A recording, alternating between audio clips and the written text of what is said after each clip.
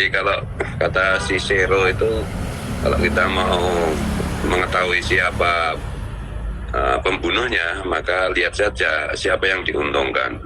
Kalau saya melihat di Rizik Syihab itu, kalau dia bicara tentang syariat Islam segala macam, itu kan dia sedang menipu, mengelabui umat Islam yang mayoritas di Indonesia untuk mengikuti apa yang dia mau. Karena kalau kita konsisten dengan apa itu tafsir Islam, tafsir Al-Quran, tafsir hadis yang normal, maka Pancasila itu adalah sesuai Quran, hadis, dan syariat Islam. Tapi kan Rizik itu ada yang menyuruh. Yang menyuruh Rizik itu kira-kira siapa ya? Kira-kira dari pergerakan Rizik Syihab itu siapa yang diuntungkan? Kalau kita perhatikan yang diuntungkan dari pergerakan Rizik Syihab dan kawan-kawan HTI dan kawan-kawan itu kan kelompok barat, blok barat. Jadi ya pantas kalau saya menuduh Rizik Syihab itu ya kemungkinan agen intelijen Inggris, kemungkinan agen intelijen Mossad, kemungkinan dia anggota CIA, atau kemungkinan dia itu cuma agen dari salah satu blok barat itu. Artinya dia itu ya cuma preman pinggir jalan aja yang digerakkan oleh kepentingan blok barat. Nah, tujuannya kan sebenarnya satu. Agen kaki lima, Kiai. Nah, iya, agen 5. Tujuannya itu cuma satu aja, mendistrust pemerintahan kita. Mengadu domba, misalnya untuk konteks sekarang ini mengadu domba antara presiden dan wapres. Gitu. Kemudian apalagi yang dia itu membenturkan Pancasila dengan Al-Quran misalnya. Ini semuanya kan sebenarnya itu hanya untuk menciptakan distrust, untuk menciptakan syukur-syukur menjadi chaos gitu. Yang itu nanti kepentingan Barat akan masuk ke situ. Kalau Rizik Syihab itu agen Tiongkok kayaknya enggak, agen Rusia juga kayaknya enggak. Jadi ya mungkin agen dari agen alias secungoknya. Dan itu ya cocok. Ya karena luarnya Rizik Syihab kan juga cuma secungok dari pemerintah kolonial Belanda. Ya gitu. Jadi ya bagi kita itu, bagi umat Islam yang nggak usah percayalah sama Rizik. Apalagi kemarin dia masih ngomong juga tentang revolusi akhlak itu. Memang dia itu munafik. Rizik itu kan munafik. Jadi munafik itu kan kalau ngomong dia itu dusta. Memang dia sekarang sudah tahu bahwa marga Syihab itu grupnya G, Gatel, Yahudi, Yuya. Ya kan? Apa pernah dia mendeklar dirinya sebagai bukan keturunan Nabi? Dia sampai hari ini masih bersikukuh dia keturunan Nabi. Ya Nabi Yuya itu kan sebenarnya. Kalau ada orang Indonesia masih percaya sama Rizik Syihab itu saking gobloknya. Ya masalahnya itu misalnya kemarin itu ada juga kiai yang ikut gitu, Abuya yang ikut. Sekarang kita coba lihat itu Abuya beneran, kiai beneran, atau Abuya abal-abal atau kiai abal-abal. Oh beneran ada santri. Oh berarti sekarang ini kita harus menerima kenyataan ada Abuya dan ada kiai yang otaknya soplak, yang goblok kan gitu aja. Karena nggak mungkin kalau nggak goblok kok mau ikut Rizik Syihab itu nggak mungkin. Saya itu ya biarin aja, dan sebenarnya saya nggak terlalu tertarik membahas ini reuni 212, tapi karena ada sahabat saya Kiai Maduddin Usman dan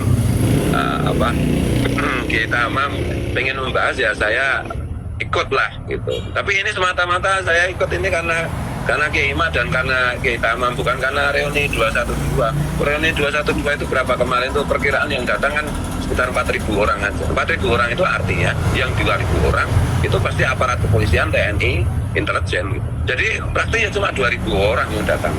2.000 orang dari seluruh Indonesia, dari perbandingan reuni peristiwa 212 yang dulu itu kan nggak ada apa-apanya. Itu cuma ya kalau uang ya receh.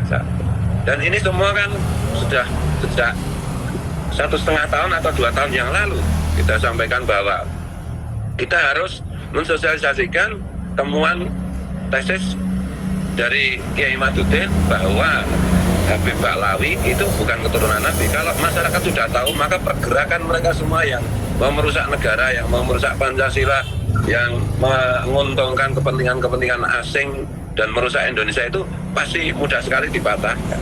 Dan hari ini kan terbukti reuni 212 yang datang ya cuma seberapa segelintir orang saja. Ya karena dulu itu jadi rame karena persepsi bahwa si Rizik itu keturunan Rasulullah. Nah sekarang setelah tahu ya nggak ada yang sudi. Gitu. Iya. Ya maka kata kuncinya kan saya bilang bahwa yang harus di apa itu, mungkin Kiai Ahmad masih ingat itu, yang harus digemakan, yang harus diselesaikan itu soal nasabnya Habib saja, bukan soal apa itu perilaku mereka atau kasus-kasus yang mereka lakukan. Pokoknya kalau nasabnya rungkat, semua yang mereka lakukan akan rungkat. Karena sejak dulu saya berpikir bahwa apa itu yang lebih berbahaya itu bukan Rizik Syihab tetapi Lutfi bin Yahya. Gitu. Lutfi bin Yahya itu lebih berbahaya daripada Rizik Syihab. Kalau bagi saya Rizik Syihab itu ya cuma preman kampung aja lah. Biarin aja mampu sendiri dia. Lama-lama juga nggak ada yang ikut. Tapi Lutfi bin Yahya itu dengan omongan halusnya, dengan halusinasinya, menerima apa wisik-wisiknya, wah itu bisa mengacaukan barisan nanti ini. Hari ini terbukti. Gitu loh.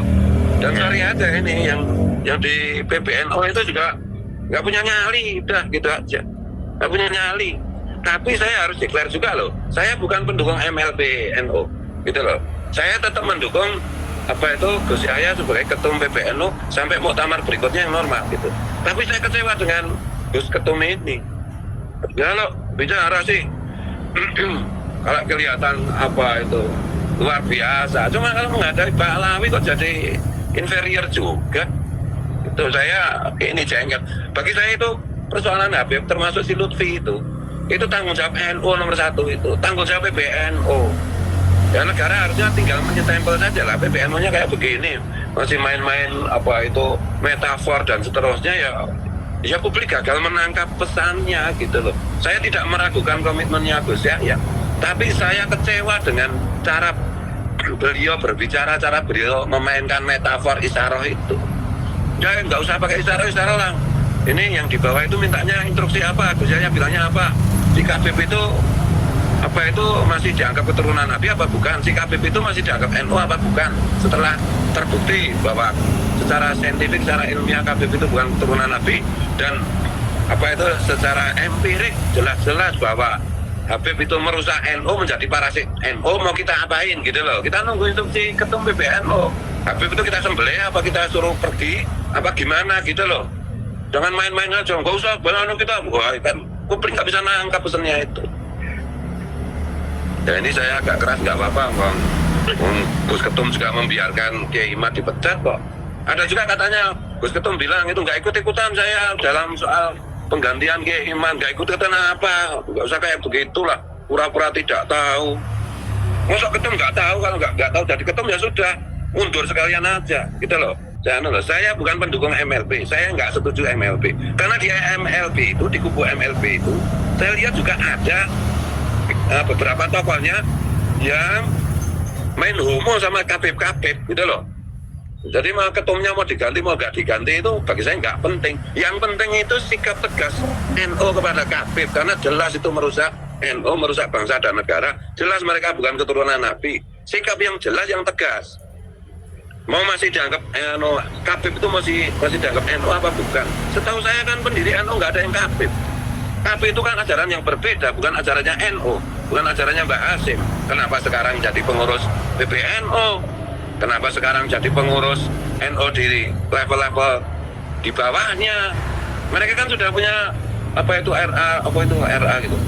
Robito Alawiyah itu ya biar mereka di situ. NU kan orang-orang pintar, tempatnya kiai-kiai pintar. Nah, Habib itu kan goblok semua, kerjaannya halusinasi saja. Masa dimasukkan? Ya coba itu Habib yang di PBNU itu bisa baca kitab nggak? Iya. Saya sudah setahun lebih sama, ya kira-kira setahun lah. Saya bikin surat terbuka sama ketum PBNU agar mencat Habib yang ada di PBNU. Yang dipecat malah Kiai. Matiin nantang apa gimana? Bukan nantang saya, nantang Nadiin Kultural. Itu loh. Itu yang di pengurusan PBNU pusat itu. Sekarang coba di polling saja. Siapa yang dianggap tokoh NU? Apa yang di struktur PBNU, apa yang seperti Kiai Tamamuji, Kiai Ahmad, Kiai Nur Yahya, atau dan yang lainnya, gitu loh. Coba tanyakan itu kepada Nadine Kultural. Malah hanya untuk bela Habib, marwahnya PBNU rusak kayak begini. Jangan-jangan dapat duit, jangan-jangan dapat apa? Jangan-jangan dapat Habibah, ya? Apa mau cari albumnya Habibah apa gimana? Yang jelas dong,